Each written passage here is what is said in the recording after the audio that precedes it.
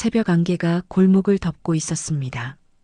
한수진은 젖은 신발로 골목을 걷고 있었어요. 팔에 안긴 2살배기 아이는 잠에서 깨어 작은 손으로 그녀의 옷깃을 잡았습니다. 수진은 눈을 감았습니다. 아이의 체온이 너무 따뜻했거든요. 그러나 그 온기가 지금의 자신에겐 버거운 짐이었습니다. 그녀의 얼굴엔 멍과 상처가 남아 있었고 손끝은 떨리고 있었어요. 밤새 이어진 남편의 폭언이 귓가를 스쳤습니다. 너 같은 여자가 애를 키워 밥 한 끼도 못 먹이면서. 그 말이 칼처럼 가슴을 찔렀습니다. 그녀는 무릎이 휘청거리며 멈춰 섰습니다. 버스 정류장 불빛 아래 수지는 낡은 가방을 내려놓고 아이의 얼굴을 바라봤습니다. 아이의 볼에는 눈물인지 빗물인지 모를 물기가 맺혀 있었어요. 그녀는 입술을 떨며 조용히 중얼거렸습니다. 미안해, 엄마가 지금은 지켜줄 수가 없어요. 그 말이 끝나자 눈물이 쏟아졌습니다. 고아원 담장 앞엔 CCTV가 달려 있었고 문 옆엔 작은 종이박스가 놓여 있었습니다. 수지는 담요를 펴서 아이를 그 안에 조심스럽게 눕혔어요. 아이는 잠에서 깨며 짧게 울음을 터뜨렸습니다. 그 울음에 수진의 심장이 무너졌습니다. 그녀는 손끝으로 아이의 이마를 쓰다듬었습니다. 민재야, 꼭 건강해야 해요. 그녀는 미리 써온 쪽지를 꺼냈습니다. 아들의 이름은 도민재. 부디 좋은 사람에게 자라길 바랍니다. 종이는 비에 젖어 글씨가 번져갔습니다. 그녀는 급히 담요 위에 그것을 올려놓고 몸을 돌렸습니다. 뒷걸음질 치던 수진의 발이 돌부리에 걸렸어요. 그녀는 비틀거리며 무릎을 꿇었습니다. 그러나 다시 일어났습니다. 그 순간 아기의 울음소리가 더 커졌습니다. 그 소리에 그녀의 어깨가 크게 떨렸습니다. 제발 울지 마. 수지는 입을 틀어막고 울었습니다. 그녀의 울음소리는 비바람에 섞여 들리지 않았어요. 눈물이 멈추지 않았지만 그녀는 뒤돌아보지 않았습니다. 그녀는 골목 끝까지 달렸습니다. 버스 정류장에는 첫 차가 막 도착하고 있었어요. 운전기사는 비를 피하려는 승객을 기다렸습니다. 수지는 떨리는 손으로 동전을 꺼냈습니다. 차창에 비친 자신의 얼굴은 낯설고 초라했습니다. 그녀는 눈을 감았습니다.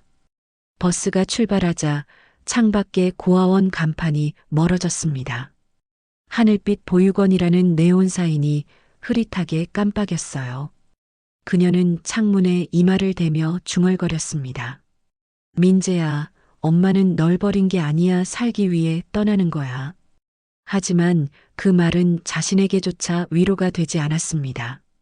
새벽은 점점 밝아지고 비는 그쳤습니다. 수진의 손목에는 아이 이름이 새겨진 얇은 팔찌 자국이 희미하게 남아 있었어요. 그녀는 그것을 문지르며 한참을 바라봤습니다. 버스는 도시를 벗어나 산길로 들어섰습니다. 길 옆엔 철길과 들판이 나란히 뻗어 있었어요. 몇 시간 후 버스는 작은 읍내에 도착했습니다. 수지는 낡은 여관 앞에서 내렸습니다. 몸이 젖어 있었고 손끝은 얼음장 같았습니다. 그녀는 잠시 하늘을 올려다봤어요. 먹구름 사이로 햇살이 비치고 있었습니다. 그녀는 손바닥으로 얼굴을 가리고 조용히 숨을 내쉬었습니다. 이제 다시 시작해야죠. 그녀는 스스로에게 말하며 여관 문을 밀었습니다. 낡은 종이문이 끼익 소리를 냈습니다. 그녀는 문 안으로 들어서며 뒤돌아보지 않았습니다. 그 순간 멀리서 아기의 울음소리가 들린 듯 했습니다. 수지는 걸음을 멈췄다가 이내 다시 앞으로 걸었습니다. 그 울음은 비바람처럼 희미해졌고 대신 빗물 냄새만 남았습니다. 그녀의 발자국이 사라질 때쯤 고아원 문 앞엔 아기를 안은 원장이 서 있었습니다. 원장은 아이의 볼을 닦으며 속삭였습니다. 이제 괜찮아. 작은 천사야. 그렇게 한 여자의 삶이 꺾이고 또 다른 생의 이야기가 시작되었습니다. 버려진 아이의 울음과 떠나는 여자의 눈물은 그 새벽 세상의 가장 조용한 슬픔이었어요. 새벽 햇살이 커튼 틈으로 들어왔습니다. 한수진은 낯선 집에 부엌에 서서 조심스럽게 냄비를 올렸어요. 처음 맡은 근무라 손끝이 긴장으로 굳어 있었죠. 달걀을 깨고 국을 끓이는 동안 벽 너머에서 아이의 웃음소리가 들렸습니다. 그 소리에 수진의 손이 멈췄습니다. 잠시 후 윤서가 내려왔습니다. 민재 학교 준비시켜주세요. 7시 반에 버스 옵니다. 그녀의 말투는 단정했지만 온기는 없었습니다. 수진은 고개를 숙여 대답했습니다. 네, 알겠습니다. 2층 복도 끝방 문이 열리며 아이가 뛰어나왔습니다. 민재는 반듯한 셔츠를 입고 머리엔 아직 잠이 덜 깬 듯 했습니다. 그는 마주친 수진을 보며 고개를 갸웃했습니다. 아줌마, 새로 왔어요? 수진은 당황한 듯 미소를 지었습니다. 응, 오늘부터 이 집에서 일하게 됐어요. 잘 부탁해요. 아이의 눈빛이 맑았습니다. 그 눈 속에서 어딘가 낯익은 빛이 반짝였습니다. 수지는 순간 숨이 막혔습니다. 그녀는 괜히 국을 젓는 척하며 고개를 숙였습니다. 민재는 그 옆을 지나며 냄새 좋다라고 말했습니다. 그 말에 수진의 가슴이 미묘하게 흔들렸습니다. 그녀는 국을 떠서 조심스레 식탁 위에 올렸습니다. 민재는 두 손으로 숟가락을 잡고 천천히 먹기 시작했어요. 입안에 음식을 넣자 그는 고개를 들며 말했습니다. 이거 엄마가 해주던 맛 같아요. 순간 수진의 손이 멈췄습니다. 숟가락이 떨어질 뻔했지만 재빨리 주워들었습니다. 그녀는 떨리는 목소리로 웃었습니다. 그래요? 엄마가 요리를 잘하셨나 봐요. 민재는 고개를 끄덕이며 다시 먹었습니다. 그날 오전 수지는 거실 청소를 하다 사진 액자를 발견했습니다. 액자 속엔 어린 시절의 민재가 있었습니다. 그 옆에는 도연과 윤서가 서 있었죠. 민재의 미소는 너무 익숙했습니다. 그녀는 액자를 손끝으로 살짝 만졌습니다. 바로 그때 정 여사가 다가왔습니다. 그 사진 마음에 드나 보네. 수지는 놀라며 고개를 숙였습니다. 아, 네. 아이가 참 밝네요. 정 여사는 부드럽게 웃었습니다. 그 애는 유난히 정이 많아요. 낯선 사람도 잘 따르죠. 점심 무렵 윤서가 외출을 나가고 집에는 수진과 민재만 남았습니다. 민재는 거실 바닥에 앉아 블록을 쌓고 있었어요. 수진은 먼지를 닦으며 아이를 힐끗 보았습니다. 블록 위엔 작은 곰인형 하나가 놓여 있었습니다. 인형의 목에는 희미한 리본이 달려 있었어요. 그녀는 천천히 다가가 리본을 보았습니다. MJ 2013. 그 글자를 보는 순간 숨이 멎었습니다. 그건 자신이 아기에게 달아줬던 리본이었습니다. 눈물이 차오르려는 걸 간신히 참았습니다. 민재는 그녀의 표정을 눈치채고 물었습니다. 아줌마, 이거 왜 그래요? 아니야, 그냥 예쁘네. 그녀는 억지로 웃었습니다. 아이의 웃음소리가 다시 방 안을 채웠습니다. 저녁이 되어 도연이 귀가했습니다. 정장은 단정했지만 표정엔 피로가 묻어 있었습니다. 새 가정부라고 했지? 수진 씨라 했나? 네, 회장님. 처음이라 아직 적응 중이에요. 도연은 고개를 끄덕이며 민재를 쓰다듬었습니다. 수진은 살짝 인사하고 물러났습니다. 그녀의 손끝은 여전히 떨리고 있었어요. 민재가 식탁에서 아버지와 웃는 모습을 보며 수진은 마음속 깊이 아파왔습니다. 저 웃음 안에 내가 없다는 게 이렇게 고통스러울 줄이야. 그녀는 고개를 숙인 채 부엌으로 돌아갔습니다. 밤이 깊어가고 집안이 고요해졌습니다.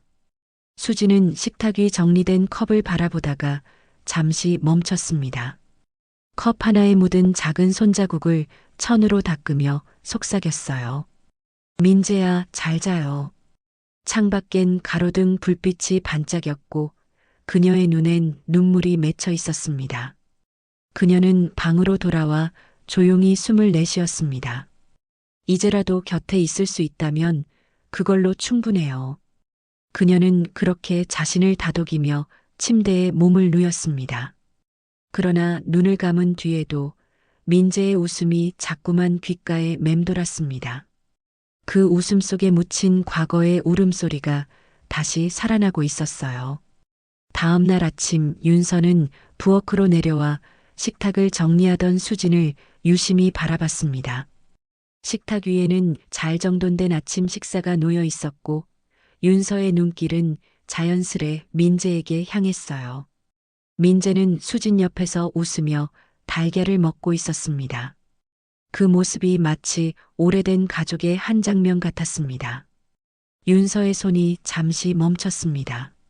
아줌마, 이거 너무 맛있어요. 민재의 말에 수진이 미소 지었습니다. 그녀는 아이의 입가를 닦아주며 다정하게 말했어요. 천천히 먹어요. 급하면 목 막히죠. 그 따뜻한 말투에 윤서의 얼굴이 굳었습니다. 아침 식사가 끝난 뒤 윤서는 방으로 올라가며 남편 도연에게 전화를 걸었습니다. 그 가정부 뭔가 이상해요. 아이한테 너무 감정적이에요. 도연은 피곤한 목소리로 대답했습니다. 아이도 따르고 일도 잘하잖아. 괜찮을 거야. 윤서는 대답하지 않고 창밖을 바라봤습니다. 정원에서 민재가 수진과 함께 웃고 있었습니다.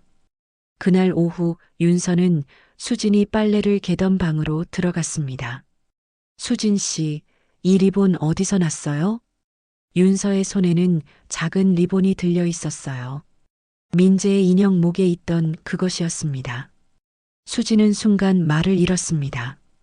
아이 방에 떨어져 있길래요. 버리면 안 될 것 같아서 챙겨뒀어요. 윤서는 미묘한 표정으로 그녀를 바라봤습니다. 이건 민재가 태어날 때부터 가지고 있던 거예요. 우리 가족에겐 중요한 물건이죠. 말끝에는 분명한 경계가 묻어 있었습니다. 수지는 고개를 숙이며 대답했습니다. 죄송합니다, 부인. 윤서가 나간 뒤 수지는 그 리본을 오래 바라봤습니다. 이건 분명히 내가 달아줬던 리본인데 어떻게 이 집에 있지? 머릿속이 복잡하게 뒤섞였습니다. 그녀는 손으로 이마를 눌렀습니다. 10년의 세월이 한순간에 무너져 내리는 듯 했어요. 그날 저녁 정 여사가 부엌으로 내려왔습니다. 수진 씨, 요즘 우리 아이가 많이 밝아졌어요. 그녀는 부드럽게 미소 지으며 말을 이었습니다. 민재가 그대랑 있으면 참 편해 보여요. 수진은 조용히 고개를 숙였습니다. 그 애는 참 따뜻하죠. 정 여사는 수진의 손등을 스치며 말했습니다. 손이 참 거칠구먼. 고생 많이 했겠어요. 순간 정 여사의 눈빛이 오래된 흉터 하나를 스쳤습니다. 그녀는 아무 말 없이 수진의 손을 감싸 쥐었습니다. 이 집에 오래 있었으면 좋겠어요. 밤이 되자 윤서는 거실에서 남편을 기다리고 있었습니다. 도연이 들어서자마자 말했습니다. 그 가정부 뭔가 숨기고 있어요. 숨기다니? 당신 너무 예민한 거 아냐? 민재를 대하는 눈빛이 이상해요. 마치 윤서는 말을 잇지 못했습니다. 도연은 한숨을 내쉬며 소파에 앉았습니다. 당신 그만 신경 써. 어머니도 좋게 보고 있잖아. 그러나 윤서의 얼굴엔 여전히 의심이 남아 있었습니다. 그녀는 문득 부엌 쪽을 바라봤습니다. 부엌 창문 너머로 불빛이 희미하게 새어나오고 있었습니다. 수지는 혼자 설거지를 하며 고개를 숙이고 있었습니다. 그녀의 손이 미세하게 떨렸습니다. 거품 사이로 번지는 물소리가 조용히 울렸습니다. 그녀의 입술이 아주 작게 움직였습니다. 민재야, 엄마가 미안해요. 그 목소리는 거의 숨소리에 가까웠습니다. 그녀는 자신도 모르게 눈물을 훔쳤습니다. 그 순간 창밖 어둠 속에서 윤서의 그림자가 살짝 스쳤습니다.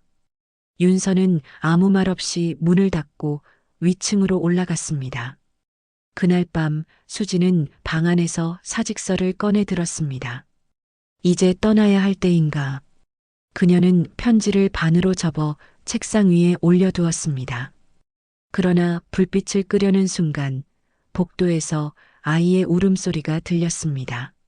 민재가 고열로 쓰러진 것이었습니다. 수지는 놀라 달려가 아이를 안았습니다. 민재야, 괜찮아요? 정신 차려요.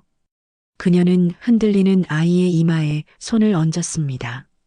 뜨거운 열기가 손바닥을 파고들었습니다. 제발 아무 일 없게 해주세요. 윤서가 뒤늦게 방으로 뛰어들었습니다. 민재를 끌어안은 수진의 눈가에 눈물이 번졌습니다. 그녀는 그 순간 본능적으로 아이를 껴안고 있었습니다. 윤서의 시선이 그 모습을 붙잡았습니다. 어둠 속에서 서로의 눈이 마주쳤습니다.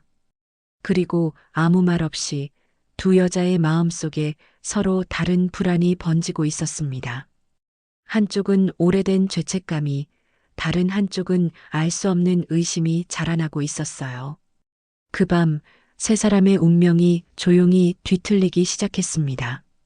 새벽녘 병원 복도에는 소독약 냄새가 짙게 깔려 있었습니다. 윤서는 민재가 누워있는 병실 앞에서 팔짱을 낀 채 수진을 바라보고 있었습니다. 수진은 아이 옆에 앉아 젖은 수건으로 이마를 닦고 있었어요. 그녀의 손은 조심스럽고 떨림이 없었습니다. 윤서는 그 모습이 이상하리만치 익숙하게 느껴졌습니다. 이제 그만 쉬세요. 제가 할게요. 윤서의 말에도 수지는 미소를 지으며 대답했습니다.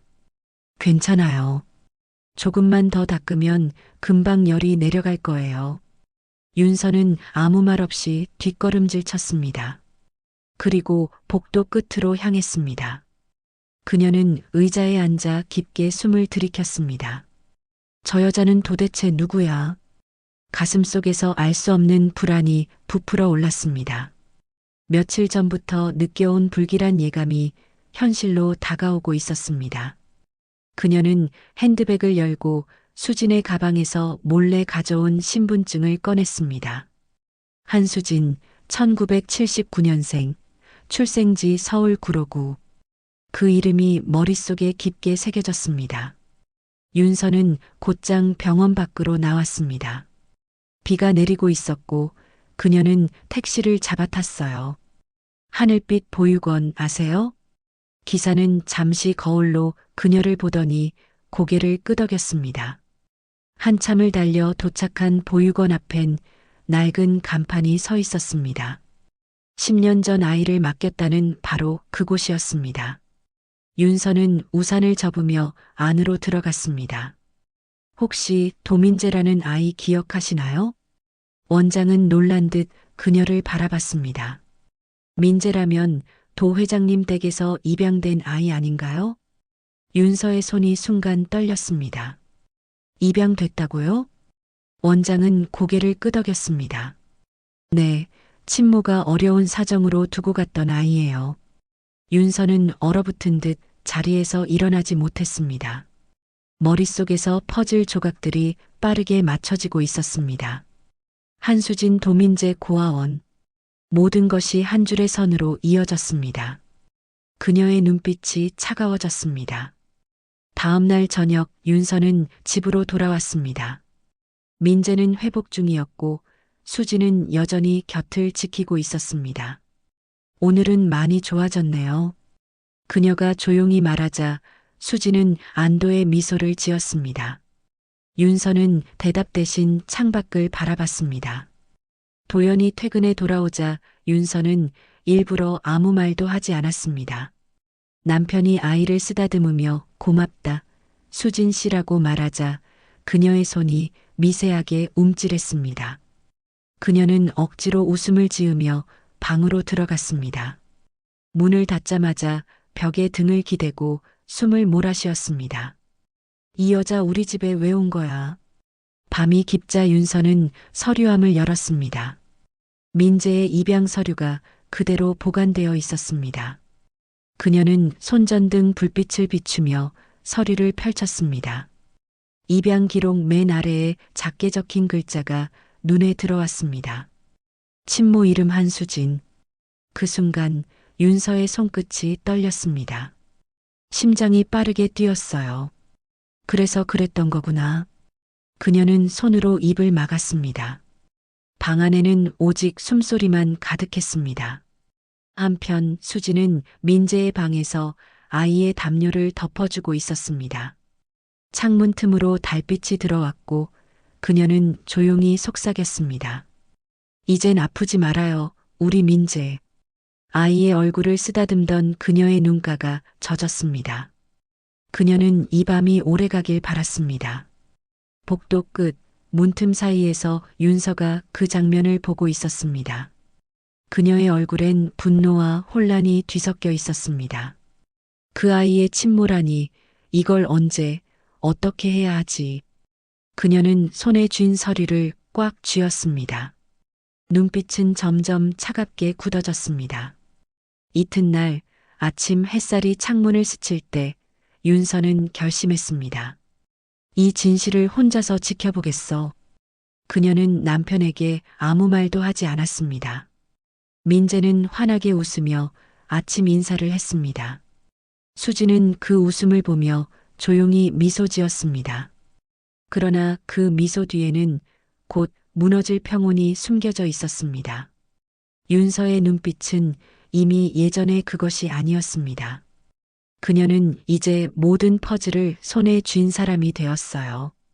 집안의 공기는 묘하게 달라져 있었고 보이지 않는 그림자가 세 사람의 발끝을 따라다니고 있었습니다.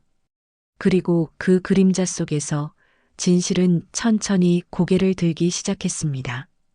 저녁 식탁 위에는 정갈하게 차려진 음식이 놓여 있었습니다. 겉으로는 평온했지만 공기 속엔 묘한 긴장감이 흐르고 있었어요. 도연은 신문을 접으며 무심히 수진을 바라봤고 정 여사는 미소를 지은 채 조용히 기도를 올렸습니다. 민재는 식탁 밑에서 다리를 흔들며 장난을 치고 있었습니다. 그런데 윤서의 표정은 단단히 굳어 있었습니다. 오늘 저녁은 참 고요하네요. 윤서가 낮은 목소리로 말하자 도연은 고개를 들었습니다. 무슨 일 있었어? 윤서는 대답 대신 수진에게 시선을 돌렸습니다. 그녀의 손엔 얇은 봉투가 들려 있었어요. 수진 씨, 이 이름 낯익지 않아요? 봉투에서 꺼낸 서류 한 장이 식탁 위에 떨어졌습니다.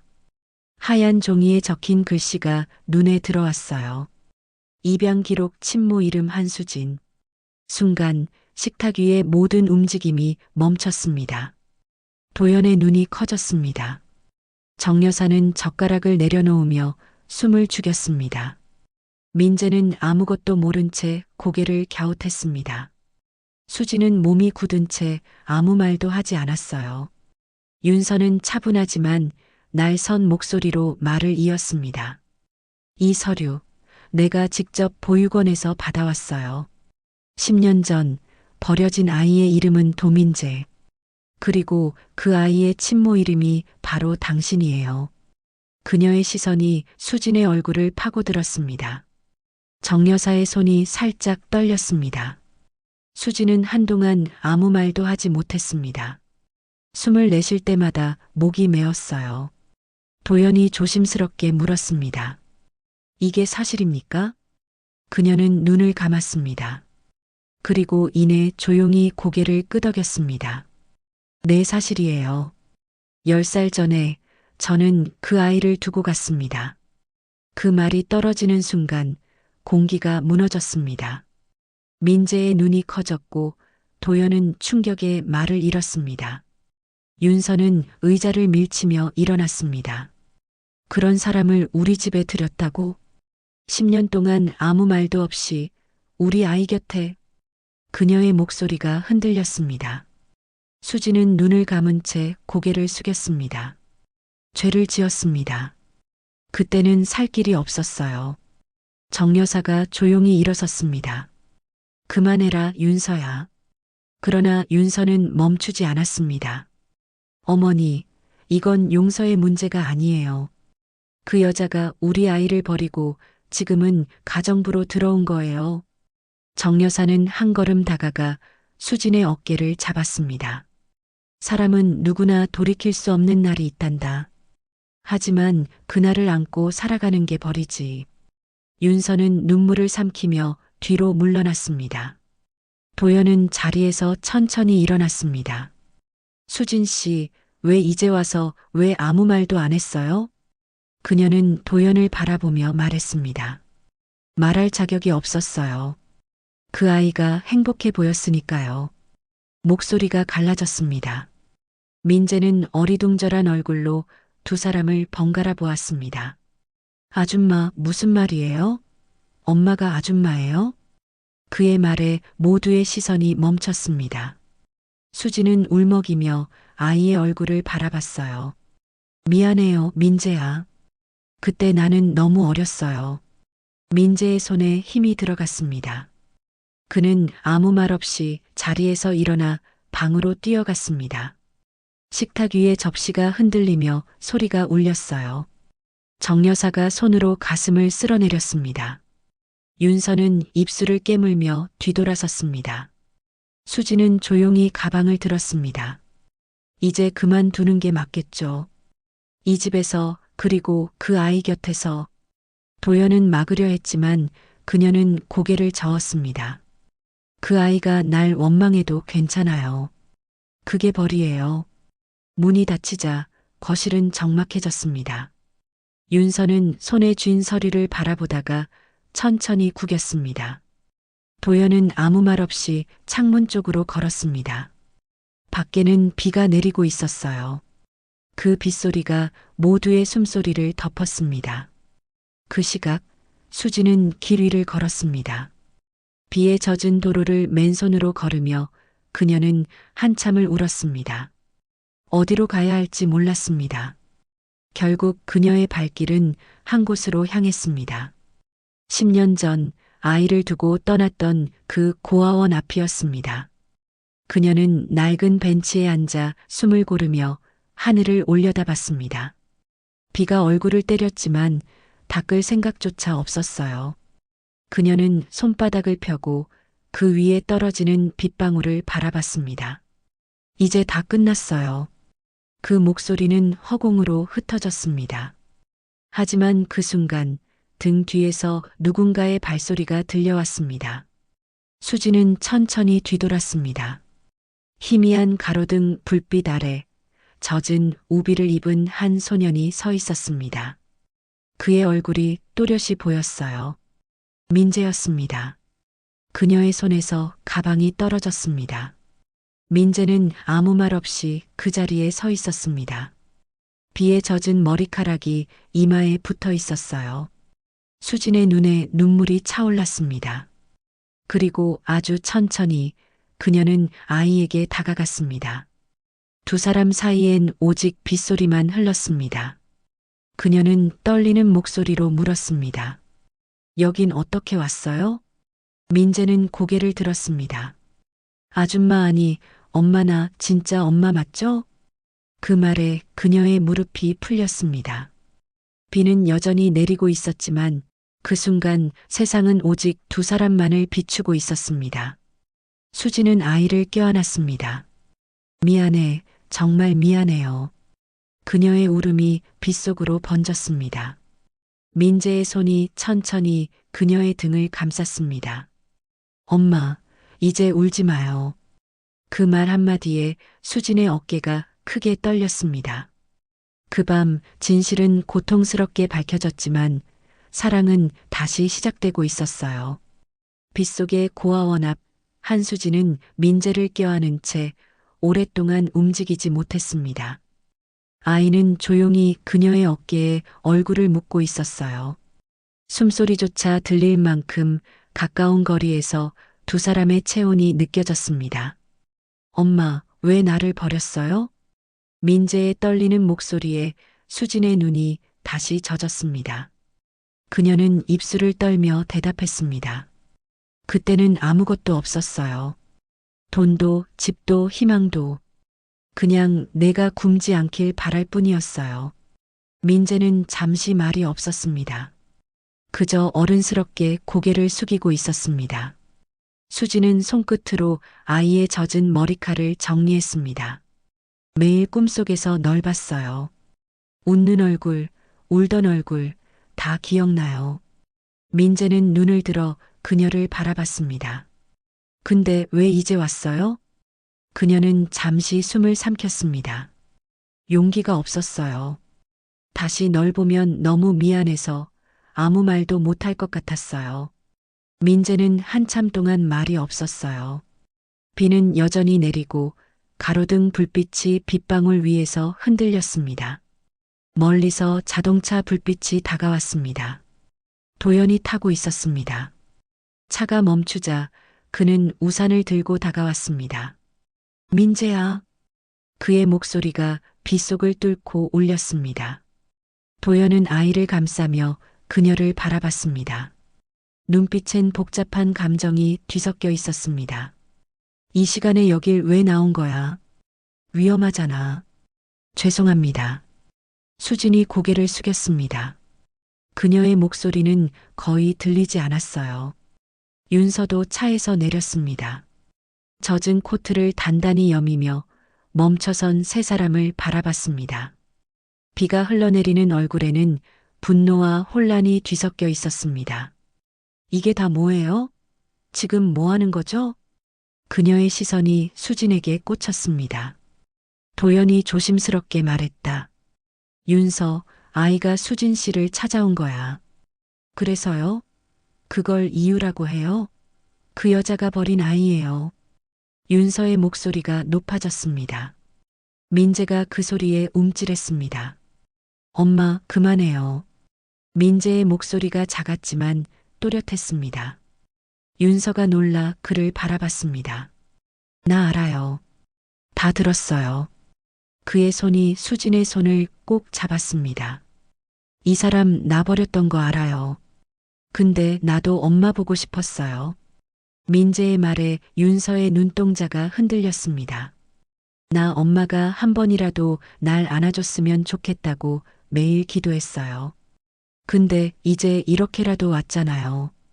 윤서는 입술을 떨며 한 걸음 물러났습니다. 비가 얼굴을 덮었지만 닿지 않았어요. 도연은 잠시 그녀를 바라보다가 천천히 고개를 숙였습니다. 우린 어쩌면 모두 잘못했는지도 몰라. 그의 목소리가 낮고 무겁게 울렸습니다. 수지는 민재의 손을 감싸며 조용히 말했습니다. 이제 다시 떠날게요. 너에게 혼란만 줄 것 같아요. 민재는 고개를 저었습니다. 싫어요. 가지 마요. 나 엄마랑 있을래요. 그녀는 눈을 크게 떴습니다. 하지만 민재가 손을 꼭 쥐며 말했습니다. 이제 나 혼자 두지 말아요. 아줌마 아니고 엄마로 옆에 있어줘요. 그 말에 수지는 울음을 터뜨렸습니다. 민재는 조용히 그녀의 품에 안겼습니다. 도연은 그 모습을 말없이 바라봤습니다. 그의 눈가에도 물기가 번졌습니다. 윤서는 비를 맞은 채 두 사람을 향해 천천히 시선을 내렸습니다. 그녀는 한참 동안 아무 말도 하지 않았습니다. 그러다 작게 한숨을 내쉬었어요. 민재야, 내 마음이 그렇다면 그냥 그렇게 해. 하지만 나한텐 시간 좀 줘. 그녀의 목소리가 처음으로 부드러웠습니다. 비가 그쳤습니다. 하늘은 희미한 새벽빛으로 물들고 있었어요. 도연은 젖은 우산을 접고 민재의 어깨를 감쌌습니다. 이제 가자. 감기 걸리겠다.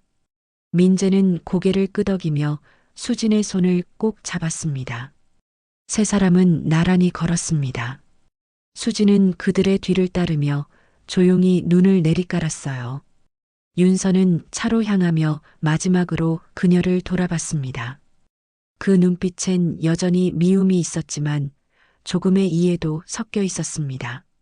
그 순간 서로의 마음속에 길게 닫혀 있던 문이 아주 조금 열렸습니다.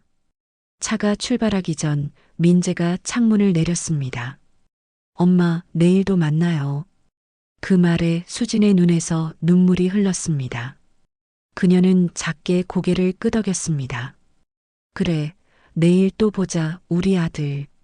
차가 멀어지자 수진은 하늘을 올려다봤습니다. 비구름 사이로 첫 햇살이 비쳤습니다.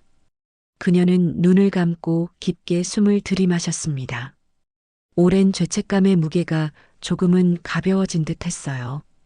그리고 그 순간 그녀는 처음으로 스스로를 용서하기 시작했습니다.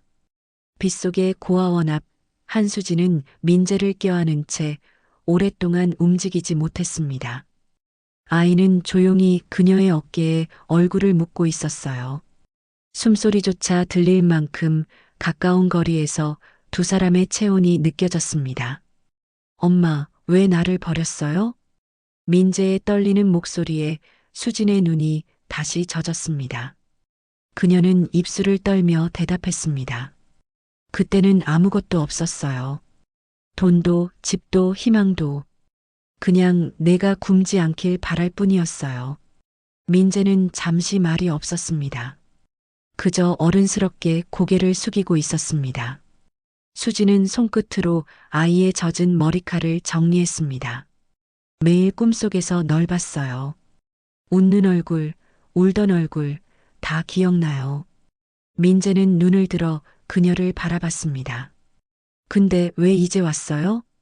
그녀는 잠시 숨을 삼켰습니다. 용기가 없었어요. 다시 널 보면 너무 미안해서 아무 말도 못할 것 같았어요. 민재는 한참 동안 말이 없었어요. 비는 여전히 내리고 가로등 불빛이 빗방울 위에서 흔들렸습니다. 멀리서 자동차 불빛이 다가왔습니다. 도연이 타고 있었습니다. 차가 멈추자 그는 우산을 들고 다가왔습니다. 민재야. 그의 목소리가 빗속을 뚫고 울렸습니다. 도연은 아이를 감싸며 그녀를 바라봤습니다. 눈빛엔 복잡한 감정이 뒤섞여 있었습니다. 이 시간에 여길 왜 나온 거야? 위험하잖아. 죄송합니다. 수진이 고개를 숙였습니다. 그녀의 목소리는 거의 들리지 않았어요. 윤서도 차에서 내렸습니다. 젖은 코트를 단단히 여미며 멈춰선 세 사람을 바라봤습니다. 비가 흘러내리는 얼굴에는 분노와 혼란이 뒤섞여 있었습니다. 이게 다 뭐예요? 지금 뭐 하는 거죠? 그녀의 시선이 수진에게 꽂혔습니다. 도연이 조심스럽게 말했다. 윤서, 아이가 수진 씨를 찾아온 거야. 그래서요? 그걸 이유라고 해요? 그 여자가 버린 아이예요.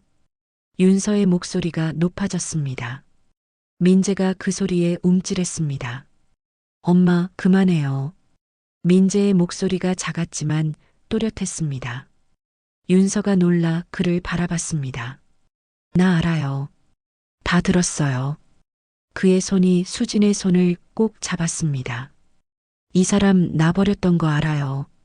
근데 나도 엄마 보고 싶었어요. 민재의 말에 윤서의 눈동자가 흔들렸습니다. 나 엄마가 한 번이라도 날 안아줬으면 좋겠다고 매일 기도했어요. 근데 이제 이렇게라도 왔잖아요. 윤서는 입술을 떨며 한 걸음 물러났습니다. 비가 얼굴을 덮었지만 닿지 않았어요. 도연은 잠시 그녀를 바라보다가 천천히 고개를 숙였습니다. 우린 어쩌면 모두 잘못했는지도 몰라. 그의 목소리가 낮고 무겁게 울렸습니다. 수지는 민재의 손을 감싸며 조용히 말했습니다. 이제 다시 떠날게요. 너에게 혼란만 줄 것 같아요. 민재는 고개를 저었습니다. 싫어요. 가지 마요. 나 엄마랑 있을래요. 그녀는 눈을 크게 떴습니다. 하지만 민재가 손을 꼭 쥐며 말했습니다. 이제 나 혼자 두지 말아요. 아줌마 아니고 엄마로 옆에 있어줘요. 그 말에 수지는 울음을 터뜨렸습니다. 민재는 조용히 그녀의 품에 안겼습니다. 도연은 그 모습을 말없이 바라봤습니다. 그의 눈가에도 물기가 번졌습니다. 윤서는 비를 맞은 채 두 사람을 향해 천천히 시선을 내렸습니다. 그녀는 한참 동안 아무 말도 하지 않았습니다. 그러다 작게 한숨을 내쉬었어요. 민재야, 내 마음이 그렇다면 그냥 그렇게 해. 하지만 나한텐 시간 좀 줘. 그녀의 목소리가 처음으로 부드러웠습니다. 비가 그쳤습니다. 하늘은 희미한 새벽빛으로 물들고 있었어요. 도연은 젖은 우산을 접고 민재의 어깨를 감쌌습니다. 이제 가자. 감기 걸리겠다. 민재는 고개를 끄덕이며 수진의 손을 꼭 잡았습니다. 세 사람은 나란히 걸었습니다. 수진은 그들의 뒤를 따르며 조용히 눈을 내리깔았어요. 윤서는 차로 향하며 마지막으로 그녀를 돌아봤습니다. 그 눈빛엔 여전히 미움이 있었지만 조금의 이해도 섞여 있었습니다. 그 순간 서로의 마음속에 길게 닫혀있던 문이 아주 조금 열렸습니다. 차가 출발하기 전 민재가 창문을 내렸습니다. 엄마, 내일도 만나요. 그 말에 수진의 눈에서 눈물이 흘렀습니다. 그녀는 작게 고개를 끄덕였습니다. 그래, 내일 또 보자, 우리 아들. 차가 멀어지자 수진은 하늘을 올려다봤습니다. 비구름 사이로 첫 햇살이 비쳤습니다. 그녀는 눈을 감고 깊게 숨을 들이마셨습니다. 오랜 죄책감의 무게가 조금은 가벼워진 듯 했어요. 그리고 그 순간 그녀는 처음으로 스스로를 용서하기 시작했습니다. 이른 아침 햇살이 창가에 스며들었습니다. 새벽같이 일어난 한수진은 부엌에서 커피를 내렸어요. 잔에서 피어오르는 김이 방 안을 따뜻하게 채웠지만 그녀의 얼굴은 어딘가 슬펐습니다. 테이블 위엔 흰 봉투 두 장이 놓여 있었습니다. 그 안엔 손으로 꾹꾹 눌러 쓴 편지가 들어 있었죠. 그녀는 한 장을 펴서 다시 읽었습니다. 민재야, 너의 웃음이 엄마의 벌이었고 또 엄마의 구원이었단다. 이제 엄마는 멀리서 너를 보며 살 거야. 아무 걱정하지 말고 너답게 살아줘. 글자마다 눈물이 떨어져 잉크가 번져 있었습니다. 거실로 나온 수지는 잠시 멈춰섰습니다. 민재가 어제 놀다 놓고 간 공이 구석에 굴러 있었어요. 그녀는 허리를 숙여 그것을 들고 천천히 쓰다듬었습니다. 손끝에 남은 먼지를 털며 미소를 지었어요. 이제 이 집엔 웃음만 남으면 좋겠네요. 방 안에서는 도연이 서류를 정리하며 출근 준비를 하고 있었습니다. 윤서는 부엌에 들어와 조용히 물을 마셨습니다. 두 사람은 서로 인사를 나누었지만 말이 적었습니다. 수지는 조심스럽게 그들 앞에 커피를 내렸어요. 이거 드시고 나가세요. 오늘 바람이 좀 차요. 도연은 커피를 한 모금 마신 뒤 고개를 들었습니다. 어제보다 표정이 밝네요. 그녀는 짧게 웃었습니다. 그럴지도 모르죠. 윤서는 미묘한 표정으로 그녀를 바라봤습니다. 수진 씨, 어제 고마웠어요. 민재가 많이 안정됐어요. 수지는 놀란 듯 고개를 들었습니다. 윤서의 눈빛은 여전히 차분했지만 어딘가 누그러져 있었습니다. 제가 할 수 있는 일이라면 뭐든 할게요. 그녀의 대답에 윤서는 고개를 끄덕였어요. 그러나 윤서의 시선이 테이블 위 봉투를 스쳤습니다. 그건 뭐예요? 수지는 순간 손을 멈췄습니다. 그냥 정리해야 할 것들이에요. 윤서는 아무 말 없이 고개를 끄덕였지만 그녀의 눈빛에는 묘한 불안이 담겨 있었습니다. 아침 식사가 끝나고 모두 각자의 자리로 흩어졌습니다. 도연은 출근했고 윤서는 민재를 학교에 데려다 주러 나갔습니다. 집안은 잠시 조용했습니다. 수지는 손목시계를 보고 짐을 챙겼습니다. 트렁크 손잡이를 잡은 손끝이 하얗게 질려 있었어요. 거실로 나와 그녀는 봉투 2개를 테이블 위에 올려놓았습니다. 하나는 도연님께, 다른 하나는 민재에게라고 쓰여 있었습니다. 그녀는 마지막으로 집안을 천천히 둘러봤습니다. 부엌의 식탁, 소파, 창가의 화분까지 모든 게 낯설지 않았습니다. 이제야 조금 집 같았는데 그녀는 현관문 앞에 섰습니다. 문손잡이를 잡고도 한참 동안 나서지 못했습니다. 머릿속엔 민재의 웃음이 떠올랐습니다. 엄마, 내일도 만나요. 그 말이 귓가에 맴돌았죠. 수지는 눈을 감고 천천히 숨을 내쉬었습니다. 그래, 이제는 정말 가야겠어요. 그녀는 신발끈을 묶고 마지막으로 뒤돌아봤습니다. 햇살이 거실 바닥 위로 부드럽게 번지고 있었어요. 그 빛은 마치 그녀를 보내주는 듯 따뜻했습니다. 밖으로 나서자 찬 바람이 뺨을 스쳤습니다. 길가의 벚꽃나무엔 아직 몇 송이의 꽃이 남아 있었습니다. 그녀는 그 아래를 지나며 손끝으로 꽃잎을 하나 받았습니다. 민재야, 엄마는 언제나 내 옆에 있을 거야. 그녀의 입술이 미세하게 떨렸습니다. 그 시각 윤서는 민재를 학교 앞에 내려주며 웃었습니다. 수업 잘 듣고 와, 알겠지? 민재는 고개를 끄덕였지만 어딘가 불안한 표정이었습니다. 엄마, 혹시 아줌마 오늘도 집에 있어? 윤서는 잠시 대답을 망설였습니다. 아마 집에 있을 거야. 민재는 고개를 끄덕이고 교문 안으로 뛰어갔습니다. 윤서는 차를 돌리려다 문득 불안한 마음이 스쳤습니다. 그녀는 핸들을 멈추고 조용히 중얼거렸어요. 혹시? 집으로 돌아온 윤서는 현관문이 반쯤 열린 걸 발견했습니다. 조용히 안으로 들어서자 바람이 불어 커튼이 흔들렸습니다. 거실 한가운데 테이블 위 봉투 2개가 눈에 띄었습니다. 그녀는 떨리는 손으로 첫 번째 봉투를 집어들었습니다. 도연님께. 편지에는 간결한 글씨로 써 있었습니다. 당신 덕분에 잠시나마 사람다운 삶을 배웠습니다. 이제 저는 그 빚을 갚으러 갑니다.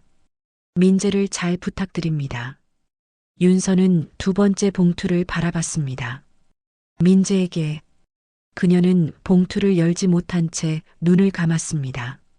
순간 현관문이 열리고 도연이 들어왔습니다. 뭔가 이상해요. 윤서가 떨리는 목소리로 말했습니다. 도연은 봉투를 들고 눈을 크게 떴습니다. 둘은 동시에 현관 밖으로 달려나갔습니다. 그러나 골목엔 이미 수진의 모습이 보이지 않았습니다. 햇살이 길게 비치며 그림자만 남아 있었죠. 윤서는 조용히 중얼거렸습니다. 가지 말라 했잖아요. 그녀는 눈을 감고 봉투를 품에 안았습니다. 도연은 하늘을 올려다보며 짧게 숨을 내쉬었습니다. 이 사람은 늘 자기 벌을 먼저 선택하는군. 그의 말에 윤서는 조용히 고개를 숙였습니다. 집으로 돌아가자 식탁 위 커피잔에서 아직 김이 오르고 있었습니다. 햇살이 창가를 비추며 잔잔한 빛이 번졌습니다. 그 빛 속에서 윤서와 도연은 잠시 아무 말 없이 서 있었습니다. 그리고 동시에 마음속으로 같은 생각을 했습니다. 그녀는 떠났지만 이 집의 공기엔 여전히 남아있다. 조용한 아침, 가족의 숨결이 여전히 그곳에 머물러 있었어요.